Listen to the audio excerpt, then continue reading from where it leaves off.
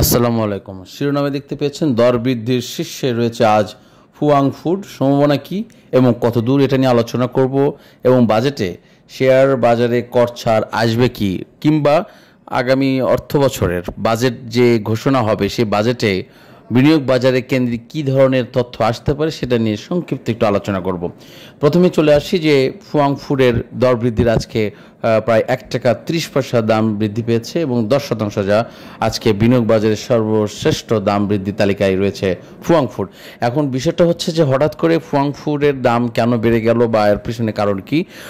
সবচেয়ে বেশি গুরুত্বপূর্ণ এই তথ্যটা এভাবে আমি যদি বলতে চাই, আমার কাছে যেটা মনে হয়েছে, যেহেতু বাণিজ্যিক একটি নিষেধাজ্ঞা আরোপ হয়েছে বাংলাদেশ থেকে আমদানি করার ক্ষেত্রে, ভারতের কিছু সীমান্ত ব্লক করে দেওয়া হয়েছে।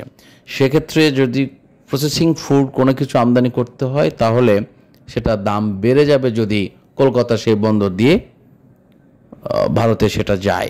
যার কারণে আমার মনে হয় এই ফুয়াং ফুড এর দাম বৃদ্ধির একটি চূড়ান্ত রূপরেখা দাঁড় করিয়েছে।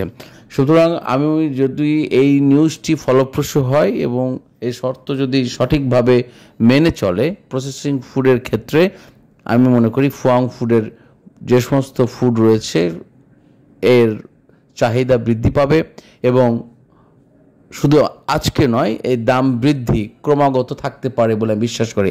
বাট আপনি সতর্ক থাকবেন যে দাম যদি খুব বেশি বেড়ে যায়, আপনার সিদ্ধান্ত নিতে যদি আপনার দাম বেড়ে যায় তাহলে আবার বিরত থাকবেন।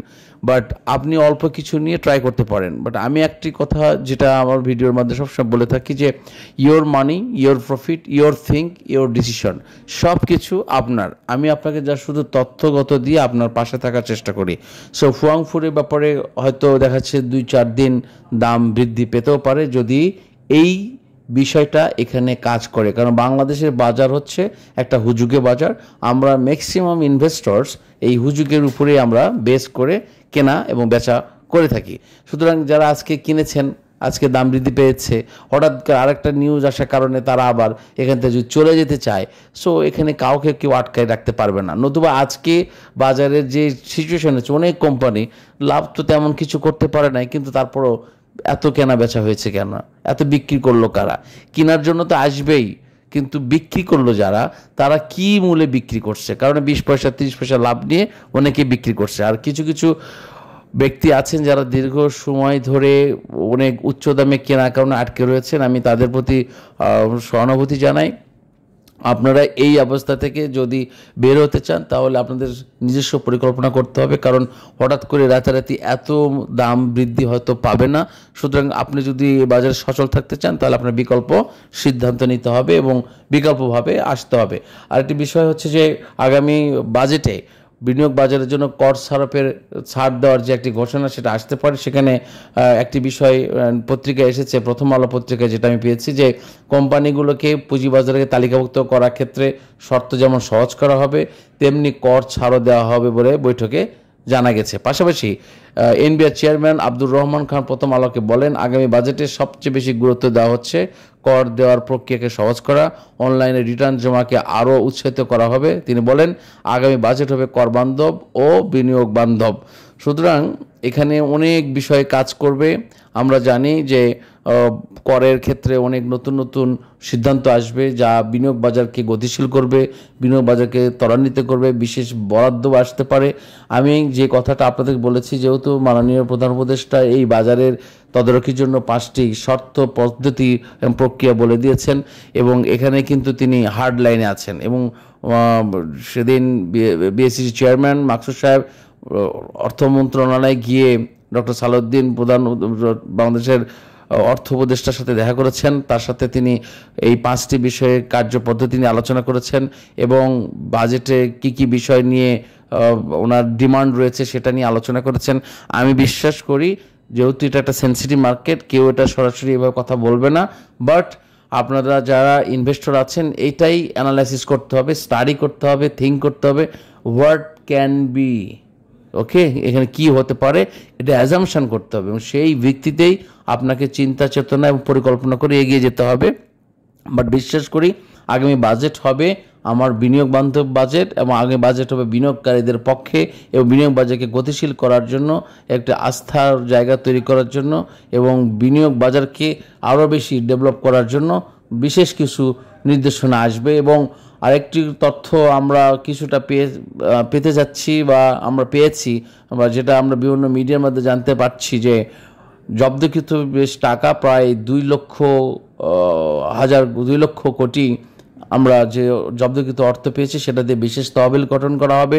তার কিছু অর্থ দুর্বল মূল্যভিত্তিক ব্যাংকগুলোকে সহযোগিতা করা হবে, কিছু অর্থ হয়তো বিনিয়োগ বাজারেও একটি ফান্ডের মাধ্যমে কিংবা একটি তহবিল গঠন করে দেওয়া হতে পারে, কিছু অর্থ তহবিল কিংবা ফান্ড গঠন করে জনহিতকর কাজের জন্য ব্যবহার করা যেতে পারে।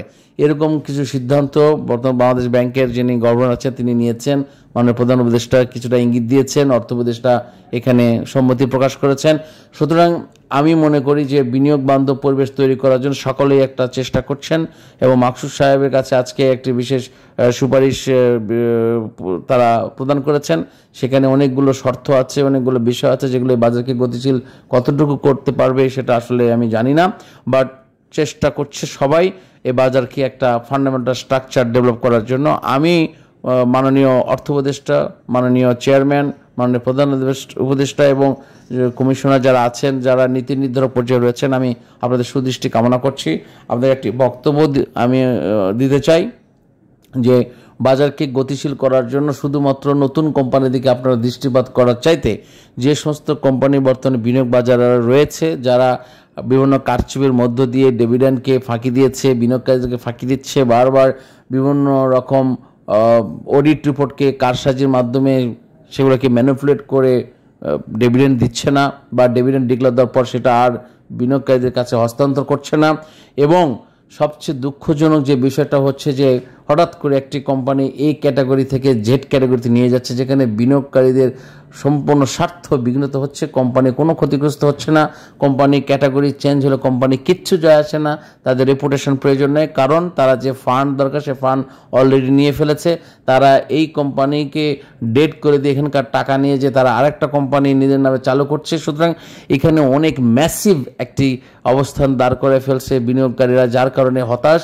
সুতরাং এই জায়গা আপনাদেরকে হাত দিতে হবে এবং এখানে কঠোর ভূমিকা নিতে হবে যে সমস্ত দুর্নীতিবাজ রয়েছে, যারা আইনের ফাঁক ফোকর বের করে বাজারকে কলুষিত করছে, ধ্বংস করছে বা বিনিয়োগকারীদের স্বার্থ উদ্ধার না করে বিনিয়োগকারীদের চুষে তারা ধ্বংস করে ফেলছে, তাদেরকে আইনের আওতায় নিয়ে সে বিচারে মুখোমুখি করতে হবে এবং শাস্তি প্রদান করতে হবে। বিনিয়োগকারীর স্বার্থ কীভাবে রক্ষা করা যায় সেই পদ্ধতি, সেই কৌশল অবলম্বন করতে হবে। পাশাপাশি আমরা আসার সম্ভাবনা দেখছি যে আগামী অর্থ বছরে ভালো কিছু আমরা পাবো এবং ফুয়াং ফুড নিয়ে যে আলোচনা করলাম এটা সব কিছু সিদ্ধান্ত আপনার।